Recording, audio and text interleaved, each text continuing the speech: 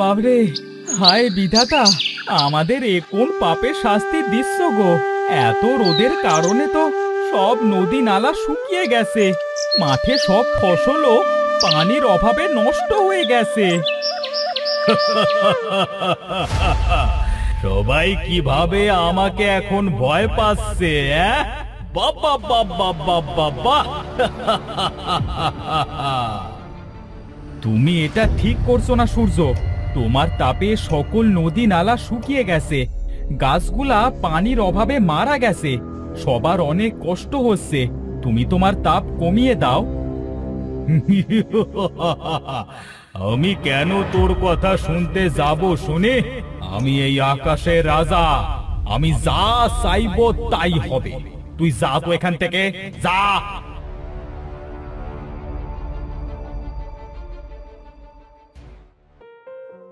না দিদি, রোজ রোজ আর এইভাবে তো ওই গ্রামে পানি আনতে যাওয়া যায় না। এই রোদে কেমন কালো হয়ে গেছি গো। ঠিকই বলেছো গো দিদি, গ্রামের সবাই মিলে এই সমস্যার কোনো একটা সমাধান করতে হবে গো দিদি। এই রোদ যে আর ভালো লাগছে না, এবার একটু ছায়া লাগবে গো। না না, এবার আমাকে কিছু করতে হবে।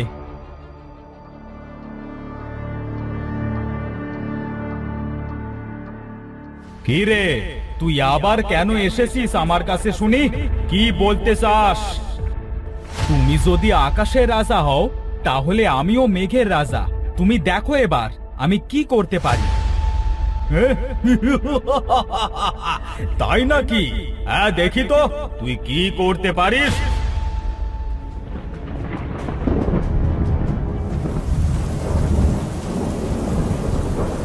বাহ বাহ, অনেকদিন পর আমরা সবাই একটু বৃষ্টি পেয়েছি।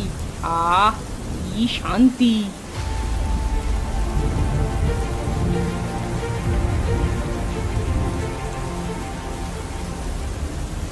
হায় হায়, এটা আমাদের কি হলো? আমরা এবার কোথায় যাব? এই পানিতে তো এবার আমাদের সবাইকে মরতে হবে। না না, মেঘ, তুমি এবার তোমার বৃষ্টি দেওয়া বন্ধ করো, না হলে তো এরা সবাই পানিতে ডুবে মারা যাবে। হ্যাঁ, তুমি ঠিকই বলেছো।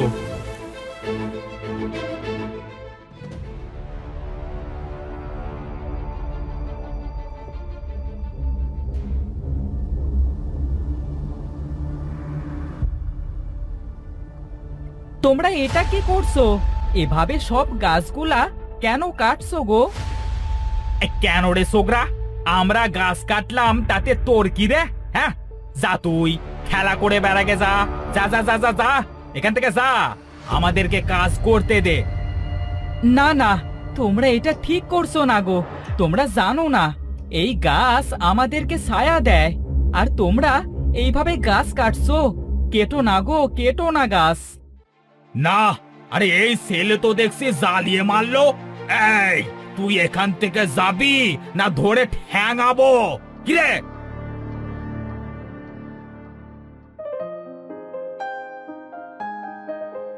কেউ আমার কথা শোনে না। আমি ছোট বলে সবাই আমাকে এড়িয়ে চলে।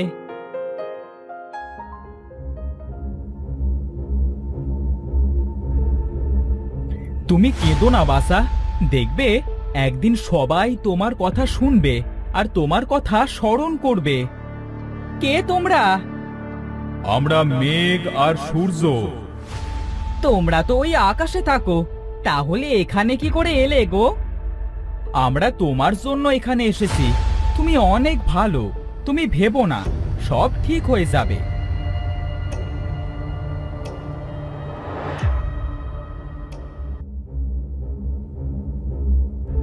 ওরে বাবা রে, মরে গেলাম রে। কোনো বৃষ্টি নেই, শুধু রোদ আর রোদ। রোদের এত তাপ যেন মনে হচ্ছে এখানে আর একটু দাঁড়িয়ে থাকলে সেদ্ধ হয়ে যাব। এ বাবা রে, না না না না না, আর পারছি না, জ্বলে গেল, সব জ্বলে গেল। দাদা, এখন যদি একটা গাছ পেতাম, হ্যাঁ, তাহলে ওই গাছটার নিচে একটু বসতাম। আরে, এই রোদ আর আমাদের গায়ে লাগতো না। হ্যাঁ, কেন যে গাছগুলো কাটতে গেলাম? হ্যাঁ রে, তুই ঠিকই বলেছিস। হ্যাঁ, যাই, বাড়িতে যাই। এখানে আর থাকা যাবে না।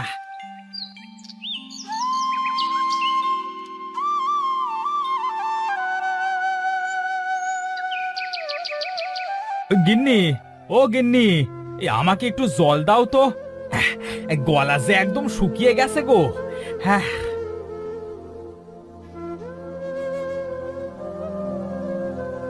বলি জল কোথা থেকে পাবো শুনি? গ্রামে কোথাও কোনো জল নেই, এবার জল না খেয়ে মরতে হবে। কি বলছো গো গিন্নি? আবে চলো তো গিন্নি, গ্রামের সবাইকে ডেকে নিয়ে বিধাতার কাছে প্রার্থনা করি। হ্যাঁ, চলো চলো।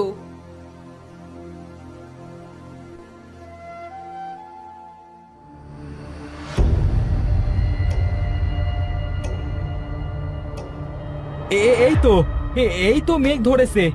এবার বৃষ্টিও হবে। হ্যাঁ, এবার বৃষ্টি হবে। বৃষ্টি বৃষ্টি।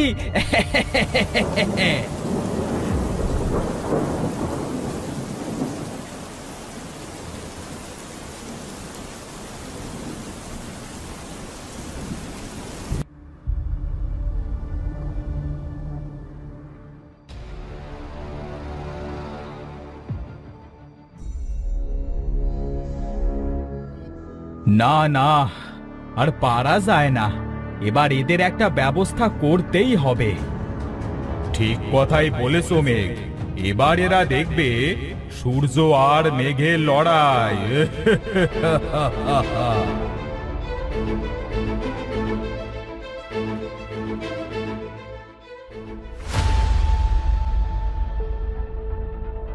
আমি বলেছিলাম, তোমরা কেউ আমার কথা শোনোনি। এখন কি করবে তোমরা?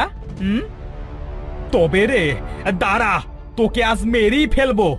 তোর জন্য আমাদের এই অবস্থা।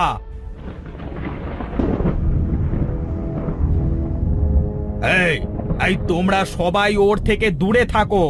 ও একটা শয়তান। আমি তোমাদের কোনো খারাপ করব না গো। আমি তোমাদেরকে এই বিপদ থেকে বাঁচাতে পারবো গো। তুই তুই আমাদেরকে কিভাবে বাঁচাবি শুনি? হ্যাঁ গো, আমি পারবো। আমার সূর্য বন্ধু আর মেঘ বন্ধু তোমাদের উপর অখুশি হয়েছে গো। সেই জন্য তারা কোনো আলো বৃষ্টি দিচ্ছে না গো। তুই কি ঠিক বলেছিস? তাহলে এবার আমি কি করব? তোমাদের সবাইকে তোমাদের ভুলগুলো স্বীকার করতে হবে। সূর্য আর মেঘের কাছে ক্ষমা চাইতে হবে। তাহলেই সবকিছু আবার আগের মতো হয়ে যাবে। হ্যাঁ হ্যাঁ, আমরা তাই করব। এই এই তোমরা সবাই সূর্য আর মেঘের কাছে ক্ষমা চেয়ে নাও।